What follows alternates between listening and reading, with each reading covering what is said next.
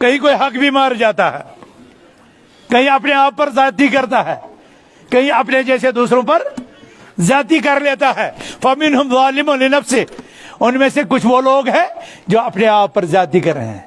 جب ہم اپنی بیٹی کو بے پردہ چھوڑے تو ہم اپنے آپ پر ظلم کرتے ہیں، اور بچی کو بے پردہ مارکیٹ میں نکال کر کے سکول اور دیہات میں بھیج کر کے ہم سماج پر ظلم کرتے ہیں۔ جب ہم بچوں کی 35 سال پہنچنے تک ان کی شادیاں نہیں کرتے تو ہم ان پر ظلم کرتے ہیں، اپنے آپ پر ظلم کرتے ہیں۔ جب ہم پڑوسی کے کھیت سے گھاس اور مکئی چوری کر کے لاتے ہیں تو ہم اپنے آپ پر ظلم کرتے ہیں۔ ہم جانتے ہیں کہ ہم نے اس کا نقصان کیا، لیکن یہ بھول جاتے ہیں کہ ہم نقصان اپنا کرتے ہیں۔ ہم اپنے گھر میں بیٹھتے ہیں، اپنے کچن میں کھاتے ہیں پیتے ہیں، لیکن سارے گاؤں کی غیبت کرتے ہیں، لوگوں کے عزتیں اتارتے ہیں، ان پر تہمت باندھتے ہیں۔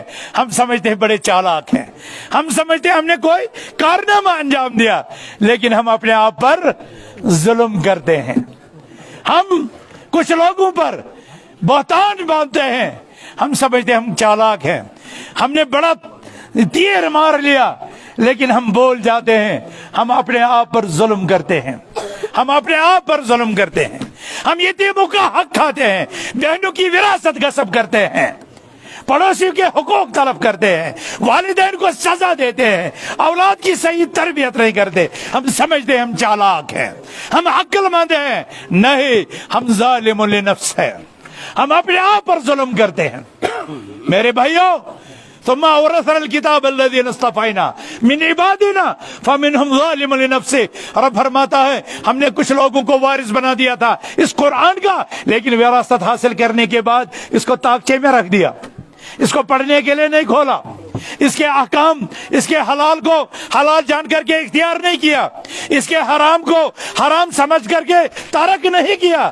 فَمِنْهُمْ ظَالِمٌ لِنَفْسِهِ وَمِنْهُمْ مُقْتَصِدٌ، اور ان لوگوں میں سے وہ بھی ہے جو قرآن کے احکام فرائض کو تو بجا لاتے ہیں لیکن نوافل نہیں پڑھتے، جو لازمی اور رکن ہے اس کو تو عملاتے ہیں، لیکن اللہ کا قرب حاصل کرنے کے لیے جو مستحبات، جو نوافل عملانے ہوتے ہیں وہ نہیں کرتے، خیر کے کاموں میں زیادہ آگے نہیں بڑھتے، جانے تو جی یہ خود کر لیں گے، مسجد کا کام ہے جی یہ تو فلاں کے ذمہ ہے، مدرسے کا کام ہے یہ جی فلاں کر لے گا، مسجد کی صفائی ہے یہ جی مولوی صاحب کر لے گا، فلاں کام ہے جی فلاں کر دے گا، یہ مقتصد لوگ۔ وَمِنْهُمْ سَابِقٌ بِالْخَيْرَاتِ، لیکن اس کتاب کے وارثین میں جو سب سے اعلیٰ، جو سب سے افضل، جو سب سے اونچا طبقہ ہے وہ ہے جو فرائض پر عمل کرتا ہے، مستحبات کو اپناتا ہے، خیر کے کاموں میں آگے بڑھتا ہے، محرمات سے پیچھے ہٹتا ہے، بلکہ مستحبات، مشتبہات سے بھی، شبہ والی چیزوں سے بھی یہ کنی کتراتا ہے، دور بھاگتا ہے۔ تو یہ لوگ سابقون بالخیرات ہیں۔ تو لوگ تین قسموں میں بڑھ گئے۔ میں آپ سے سوال پوچھنا چاہتا ہوں، ان تین طبقات میں سے کس طبقے میں بننا چاہو گے؟ کیا میرا خطاب سن رہے ہو؟ قرآن جن کو دیا گیا وہ لوگ تین حصوں میں بڑھ گئے، ظالم لنفس، مقتصد اور سابق بالخیرات۔ آپ کس میں سے بننا چاہو گے؟ شاباش، ذرا پیچھے تک آواز جائے۔ ابھی تو 4-5 آدمی بول رہے ہیں۔ ایک ہے ظالم لنفس، دوسرا ہے مقتصد، اور تیسرا ہے سابق بالخیرات۔ آپ کس میں سے بننا چاہتے ہیں؟ آپ پیچھے تک آواز آ رہی ہے؟ اقبال کٹوری صاحب تک آواز جاتی ہے؟ اللہ تعالیٰ نے قرآن والوں کو 3 کھانوں میں بانٹا۔ ایک وہ جو اپنے آپ پر ظلم کرتے ہیں، دوسرا وہ ہے جو صرف فرائض پر عمل کرتے ہیں، تیسرا وہ ہے جو فرائض کے ساتھ ساتھ نوافل کو بھی ادا کرتا ہے، ان کو کہا سابق بالخیرات، اور بیچ والوں کو کہا مقتصد، اور جو سب سے نچلا طبقہ ہے اس کو کہا ظالم لنفس۔ آپ کس میں سے بننا چاہتے ہیں؟ ہاں؟ سابق بالخیرات۔ تو پھر تو کمر کسنی ہے، یہ دعوی سے نہیں ہوگا، کیونکہ رسول اللہ صلی اللہ علیہ وسلم نے فرمایا इन्न मिनन नासी नासा, इन्न मिनन नासी नासा मफातिह लिल खैर मगालिक लिश्शर व इन्न मिनन नासी नासा मफातिह लिश्शर मगालिक लिल खैर फतूबा लिमन जअलल्लाहु मफातिह अल खैर अला यदै व वैलुल लिमन जअलल्लाहु मफातिह अश-शर्र अला यदै। इस हदीस को अच्छी तरह सुनना, इस हदीस को अच्छी तरह समझना और फिर अपने आप को इसमें तोलना कि हम किस खाने में हैं। ठीक है ना? रसूलुल्लाह सल्लल्लाहु अलैहि वसल्लम ने फरमाया लोगों की दो किस्में हैं। एक वो किस्म है जिनके हाथ पर अल्लाह ने खैर के दरवाजे खोलने की चाबियां रख दी हैं और शर के दरवाजे उनके जरिए से बंद होते हैं। कुछ लोग ऐसे हैं जिनके हाथों से, जिनकी जुबान से, जिनकी हर हरकत से खैर के दरवाजे खुलते हैं, शर के दरवाजे बंद होते हैं। मफातिहा लिल खैर, वो खैर की चाबियां हैं। मगालिक लिश्शर, वो शर के लिए ताले का काम देते हैं, यानी शर के दरवाजों को बंद कर देते हैं। व इन्न मिनन नासी नासा मफातिहा लिश्शर मगालिक लिल खैर, लोगों में कुछ ऐसे भी लोग हैं जिनके जरिए से, जिनके हाथों से, जिनकी आंखों से, जिनकी जुबान से, जिनके कदमों से शर के दरवाजे खुलते हैं। किसके दरवाजे? शर के दरवाजे खुलते हैं, खैर के दरवाजे बंद होते हैं। फतूबा, रसूलुल्लाह सल्लल्लाहु अलैहि वसल्लम ने दुआ फरमाई कि तूबा जन्नत की वादी हो या उनके लिए खुशगवार माहौल हो। लिमन जअलल्लाहु मफातिह अल खैर अला यदै, जिन लोगों को अल्लाह ने खैर का अलमबरदार, खैर का कारकुन, खैर का कारिंदा बनाया। व वैलुल लिमन जअलल्लाहु मफातिह अश-शर्र अला यदै, तबाही हो, बर्बादी हो उन लोगों के लिए। वाइल जहन्नम की वादी को भी कहते हैं, जहन्नम की वो वादी हो उन लोगों के लिए जिनके हाथों पर शर के दरवाजे खुलते हैं, जिनके हाथ शर के दरवाजों को खोलने की जमानत फराहम करते हैं, वास्ता बनते हैं, जरिया बनते हैं और जिनके जरिए से खैर के दरवाजे बंद होते हैं। खैर के अलमबरदार, शर के कारिंदे, किनमें से बनना चाहते हो? शाबाश, शक में पड़ गए हो। सबसे पहले मैं आपको खुशखबरी सुनाऊंगा हदीस की रोशनी में। आप लोग इधर आए हो, इसका मतलब है अल्लाह आपके साथ खैर करना चाहता है, क्योंकि इस इलाके में बहुत लोग हैं जो नहीं आए, लेकिन आप लोग आए। आपकी नीयत क्या थी आते वक्त? आपकी नीयत क्या थी? हम कुछ दीन सीख करके, तो रसूलुल्लाह सल्लल्लाहु अलैहि वसल्लम ने फरमाया मन युरिदिल्लाहु बिही खैरा युफक्किहु फिद्दीन, जिनके लिए अल्लाह खैर चाहता है उन्हें दीन की समझ, तो दीन की समझ हासिल करने के लिए जो आए हैं वो अल्लाह की राह में है इंशाअल्लाह। और आपके इन कदमों को, आपके इन सातों को, आपके इन लम्हात को अल्लाह अपनी बारगाह में कबूल फरमाए। मुझे बताइए, हमारे हाथों पर अल्लाह ने खैर की चाबियां रखी हैं या शर की? एक आवाज से बोलो ना सब, खैर की चाबियां। और हमें हर वक्त अल्लाह से खैर मांगना चाहिए, मांगना चाहिए ना। तो फिर आपको बनना पड़ेगा वलतकुम मिनकुम उम्मतुन यदऊना इलल खैर, तुम में से एक जमात ऐसी होनी चाहिए जो खैर की तरफ बुलाए। तो आप सबको अपने अपने घरों में, अपने अपने देहातों में, अपने अपने कुंभों में, अपने अपने मोहल्लों में, अपनी अपनी बस्तियों में खैर का अलंबरदार बनना है। ठीक है ना? इसका अज़म करो, इसका अज़म करो, इसका अज़म दोहराओ, अहद दोहराओ। हम अपने इलाकों में खैर की शम्मा रोशन करेंगे और शर के दरवाजे, शर के रास्ते हम बंद करेंगे। खैरों में जो सबसे बड़ा खैर है वो है तौहीद। खैरों में जो सबसे बड़ा खैर है वो है तौहीद। फिर हमें इस्लाम के अरकान, ईमान के अरकान और ईमान के शोबे देखने हैं, वो सारे के सारे खैर के रास्ते हैं, हमें उनका अलमबरदार बनना है। और हमें अपने गांवों में, अपने घरों में शर के रास्ते रोकने हैं, और सबसे बड़ा शर है शिरक, और उसके बाद है बिदअत, और उसके बाद है मासियत। क्या हम इन तमाम किस्मों की मासियतों, बुराइयों, शर के कांटों से अपने दामन को बचाने का अज़्म करते हैं? करते हैं? करते हैं? क्या हम अहद करेंगे? तो फिर बताओ, हमारे घरों में, हमारे गांव में कोई नमाज के बगैर रहना चाहिए?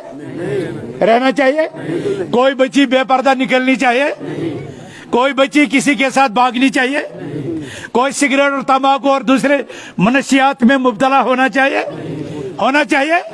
हम में से कोई, या उसकी बीवी, उसकी बेटी, उसकी बहन, पड़ोसी के, रिश्तेदार के जमीन से उसकी फसल, उसका घास, उसका मेवा, उसकी इजाजत के बगैर अपने घर में लानी चाहिए? लानी चाहिए? लानी चाहिए? ये जुल्म, जिस जुल्म की हम बात करते हैं, इस जुल्म के 3 खाने हैं। कितने खाने हैं? हज़रत आयशा सिद्दीक़ा रज़ियल्लाहु अन्हा फरमाती है, अज़्ज़ुल्मु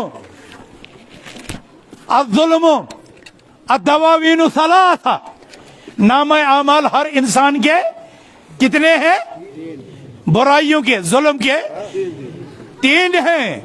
हर इंसान के साथ 2 फरिश्ते हैं, एक जो नेकियां लिखता है, दूसरा जो बुराइयां लिखता है। लेकिन जो बुराई लिखने वाला रजिस्टर है, उसमें उसके 3 खाने हैं। कितने हैं? और पहले खाने में लिखा है, इस रजिस्टर में उन गुनाहों का, उन जुल्मों का इंदराज होगा जो नाकाबिल मुआफी हैं।